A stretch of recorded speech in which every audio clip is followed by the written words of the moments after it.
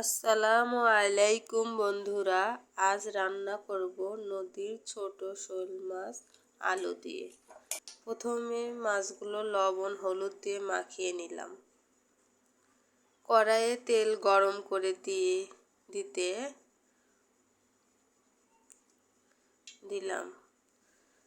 ভালোভাবে কড়াই গরম করে নিতে হবে, তাছাড়া অনেকেই আছে মাছ ভাজার সময় মাছ ওঠে না, ভেঙে যায়। কড়াইটা ভালোভাবে গরম করে নেবেন। দিয়ে দিলাম মাছ।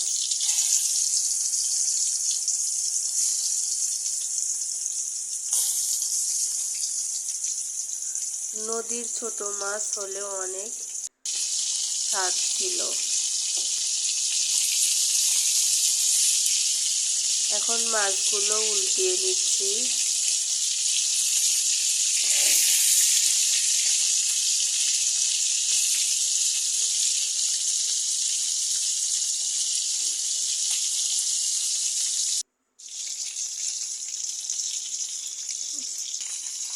মাছ ভাজা শেষ, এখন মাছগুলো তুলে নিব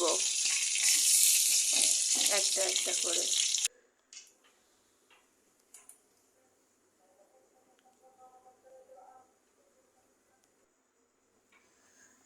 আগে থেকে মাছ ভাজা তেলের মধ্যে দিয়ে দেব পেঁয়াজ বাটা 1 টেবিল চামচ, আর 1 টেবিল চামচ দিলাম। পেঁয়াজ বাটা একটু বেশি দিবেন। আদা বাটা 1 টেবিল চামচ, রসুন বাটা 1 টেবিল চামচ, জিরা বাটা 1 টেবিল চামচ। এরপর কষাবেন ভালো করে।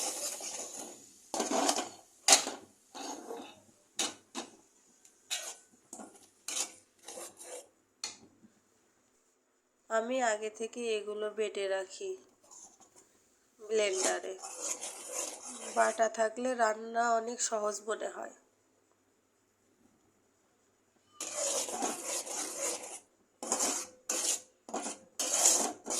কাটার ঝামেলা থাকে না, সহজেই রান্না করা যায়।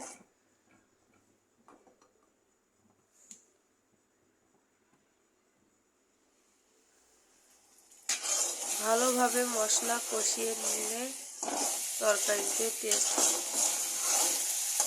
বন্ধুরা, অনেকেরই তরকারিতে কালার আসে না। আজকে দেখিয়ে দেব কেন কালার হয় না। আমরা মরিচ গুঁড়া পানির উপর দিই, পানির উপর দিলে কালার হয় না। মরিচ গুঁড়াটা দিবেন মশলা কষানোর পর, যে তেল ভেসে ওঠে তেলের উপর মশলা দিলে, মরিচ গুঁড়াটা দিলে তরকারিতে অনেক সুন্দর কালার হয়। দিয়ে দিলাম হলুদ গুঁড়া 1/2 টেবিল চামচ, ধনিয়া গুঁড়া দিয়ে দিলাম 1 টেবিল চামচ।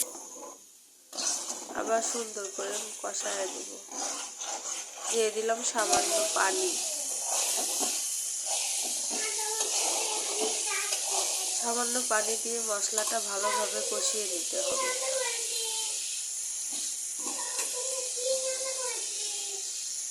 আগে থেকে কেটে ধুয়ে রাখা আলু দিয়ে দিলাম। যখন দেখবেন উপরে তেল ভেসে উঠছে, তখন আলু দিয়ে দিবেন। আলু দিয়ে আবার ভালো করে কষিয়ে নিচ্ছি। সামান্য পানি দিয়ে ঝোল দিয়ে দিলাম আলু সিদ্ধ হওয়ার জন্য। এবার মাছগুলো, ভেজে রাখা মাছগুলো দিয়ে দিচ্ছি।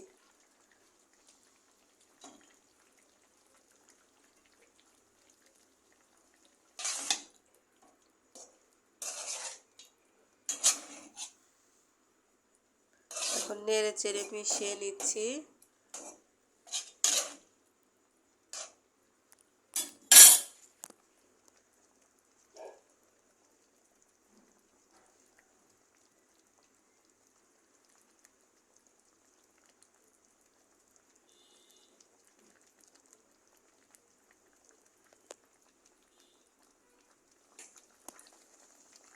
এই তো তরকারি হয়ে আসছে অলরেডি। লাস্টে দিয়ে দিলাম কাঁচামরিচ। রান্না শেষ হয়ে গেল। ভালো লাগলে সাবস্ক্রাইব করবেন প্লিজ।